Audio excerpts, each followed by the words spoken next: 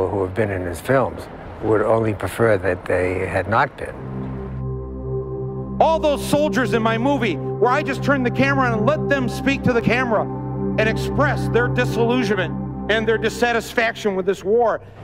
Sergeant Peter Damon is one of several soldiers who would have preferred not to have been in Fahrenheit 9/11. He's a staunch supporter of George Bush and the war in Iraq. Although he sued Moore and lost, he still feels helpless at how he was unwittingly portrayed by Michael Moore. What happened was he apparently had found an interview that I had done on battlefield pain medication. When I first got back from Iraq, it was right before I was going into surgery. You could plainly see my arms, my stumps, they were kind of just sewn up, there were scars. Like I still feel like I have hands, and the pain is like my hands are being crushed in a vice. I guess the message that Michael Moore was trying to get across was that, you know, the Bush administration is leaving all these. They don't care about the guys that are over there fighting war. They come back and they just leave them behind. He's smart enough to very rarely say anything that is simply provably untrue. But he's very good at the suggestion, the guilt by association, the manipulation of an out-of-context image. I happen to agree with Bush's decision to go to Iraq. I think it had to be done sooner or later. I mean, I joined the military fully realizing the risks that were involved, and joining the military was the best thing I've ever done with my life.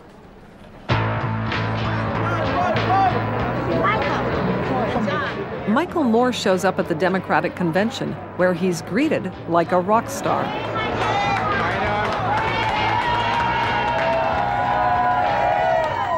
The public image of Michael Moore is cemented at this stage. Those that love him, love him. I just want to say thank you very much. You're amazing. Those that hate him, hate him.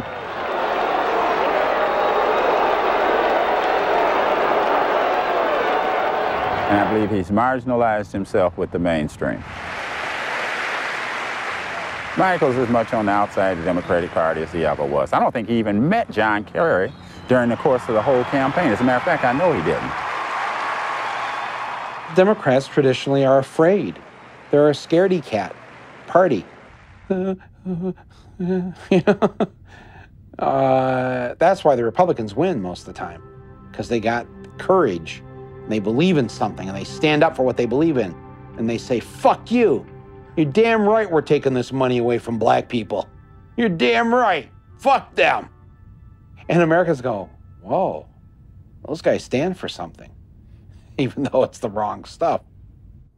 How do you like yourself on camera? Oh, hate it.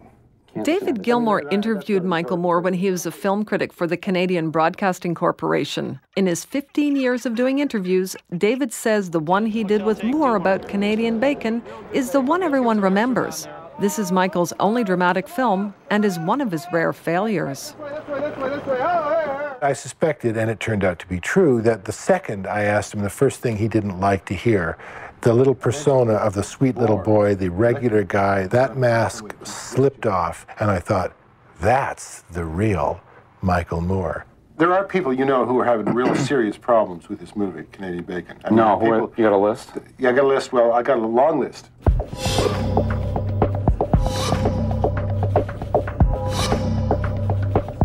They think it's amateurishly shot, badly directed, Right. and not funny. Right, wow. Which is a problem for a comedy.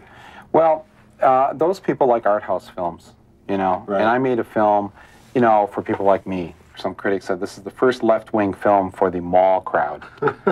And I don't know whether he was knocking people who go to shopping malls or, you know, live in trailer parks or whatever, but I consider that a compliment. I mean, where are you from? Toronto. Yeah, where'd you, and Where did I go to school? Yeah, where'd you go to I went school? to private schools. So, you know, you come from a different class than I come from. Yeah. You know, so, you know, you might like different things than I like. I don't think it's got anything to do with a highbrow intellectual crowd. I think it's possible that maybe you didn't make a good film, and I think you've got to acknowledge that rather than dismiss the people who don't like you. As if there's something wrong. I don't have to acknowledge it. I think I made a very good film, a film that I'm very proud of. He was really quite a schizophrenic interview because I could tell that he wanted me dead, but at the same time, I had him on film, and the only way that he was going to get that off film was to make me like him again. But some people won't love the film. Right. It's okay. You don't have to love the film. Right. Okay. You know, I'll still talk to you. Here's a guy who makes his living going around dropping in on people, putting a camera on them, catching them in awkward positions, and then filming them. All I'm saying is, if you're going to do that for a living, you got to be prepared to have it happen to you. And when it does happen to you, you better behave with some grace. Otherwise, you're going to look like a hypocrite.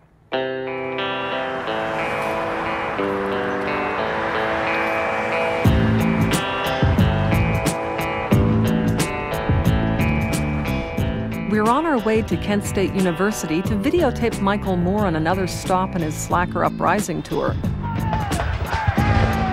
Kent State is hallowed ground in the anti-war and freedom of speech movement, where the shooting of students by National Guards in 1970 helped turn the tide against the Vietnam War. Michael Moore and his people were now demanding everyone attending his press conference show credentials. Although Chum Television commissioned our documentary to air on City TV, we had no business cards. With this setback, we decided to step over the line. We made cards to show at the door so we could get in. A trick we learned from Michael Moore.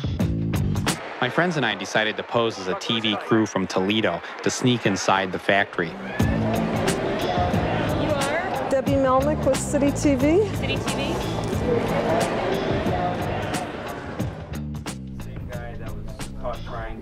We get into the press conference and wait for Michael to arrive. Has anyone ever approached Michael Moore on doing a documentary with him? People can do what they want, you know. I mean, if they want to video him and make a documentary about him, I'm sure that's up to them. So everybody ready? Okay, so it looks like it's about to happen. He's going to be joined by a special guest, as I mentioned, and the two of them are going to be here together. So, and here they are. Hello. Thank you for being here. We have a special guest with us here. As you can see, Roseanne is joining me tonight. We are now just a little more than a week away from the big election day, and we're cautiously optimistic. I finally confront Michael about the bad treatment we're getting from his staff, but he seems surprised by our problems. Michael, I just want to say I really love your films, and I think what you're doing, getting the kids out to vote, is a wonderful thing. I'm a bit disappointed because I've been trying to get an interview with you for the past couple of months. I'm the Canadian that's been trying and left messages with Terry and your lawyer, Mr. Hurwitz, and stuff, and haven't gotten any response. And also, you know, we tried to plug into the soundboard at Wayne State, and your bodyguard told my cameraman he had to unplug. And oh, really? Well, can you help out? I mean, why? Well, I'm sure after the election, but right now, no offense, and you know I love the Canadians, but every moment of every waking, every day I have is spent on trying to convince Americans to get out and vote, and I'm sorry that that hasn't happened, but it's not. You can understand that's not the priority. Right. Do you understand that, and respect it?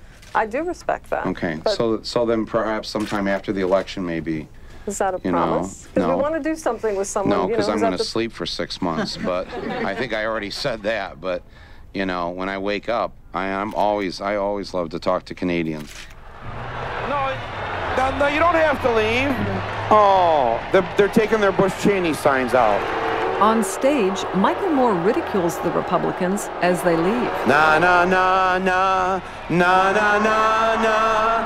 Hey hey, goodbye. Na na na na na na na na. Hey hey, goodbye. Oh well, you know they were welcome to stay. You know it's I hadn't even got to the good part. Suddenly, Michael's publicist and security arrive and kick me and my cameraman out. I guess he was more aware of our film than he let on earlier. Ann Moore, Michael's sister, forces our camera to the ground, but it isn't turned off. Who are you with? City TV. You have false credentials. You got all your pretenses. You broke my camera. Oh, bullshit. She starts to interrogate me. Let me have your credential and your license. Do you see this sign? Right. Do you have permission to film for commercial purposes? Documentaries aren't considered. Did you see the sign? No, I didn't see the sign. Okay. There is no filming that is allowed here without permission because there's no commercial